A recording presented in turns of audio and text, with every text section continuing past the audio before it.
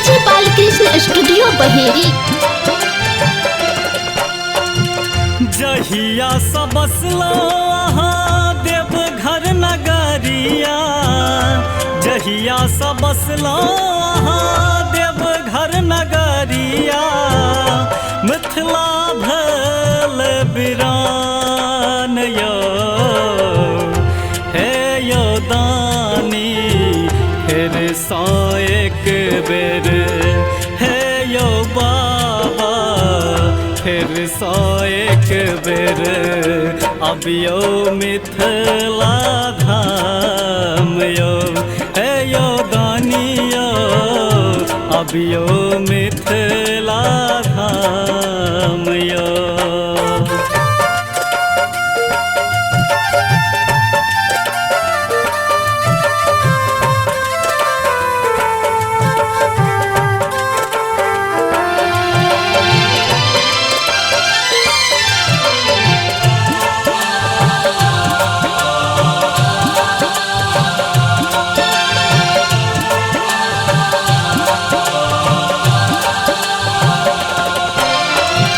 जाने अनजाने बड़ गलती के लो, चिन्ह लो नहीं तैं टहल करे लो।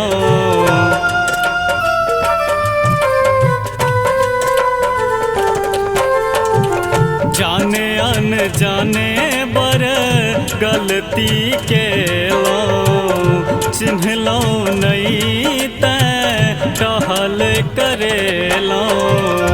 करू क्षमा अपराध यो बाबा, करू क्षमा अपराध यो बाबा, माफी मांगै छी धके कान यो हे यो दानी फिर सौ एक बेर, हे यो बाबा फिर सौ एक बेर, अबियो मिथिला धाम यो हे यो दानी यो, अबियो मिथिला धाम यो।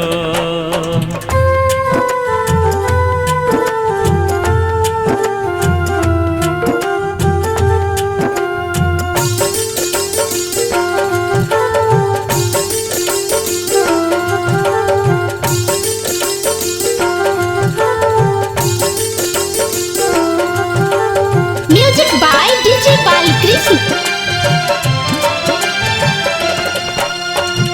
पीस पीस भांग भोला आहा के खुएबियो, भैर भैर चीलम आहा के पिएबियो।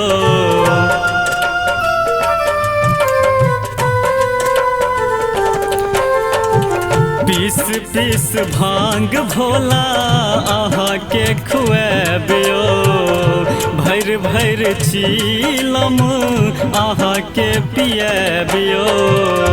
बैसल रहब सदखन सन्मुख हमरा, बैसल रहब सदखन सन्मुख हमरा, करायब ने कोनो काम यो हे यो दानी फिर सौ एक बेर, हे यो बाबा फिर सौ एक बेर, अबियो मिथिला धाम यो हे यो दानी यो, अबियो मिथिला धाम यो।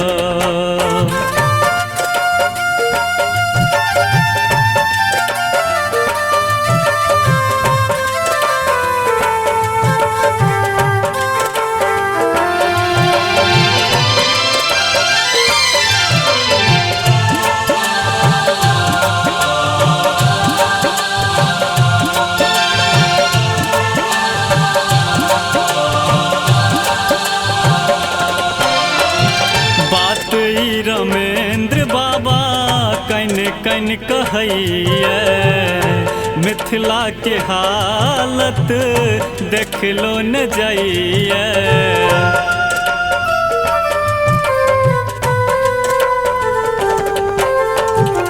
बात ई रमेंद्र बाबा कन कन कहैया मिथिला के हालत देख लो न जाइए कहैया रोशन आहा छोड़ के बचेते कहैया रोशन आहा छोड़ के बचेते मिथिला के सम्मान यो हे यो दानी फिर सौ एक बेर हे यो बाबा फिर सौ एक बेर अबियो मिथिला धाम यो हे यो दानी यो अबियो मिथिला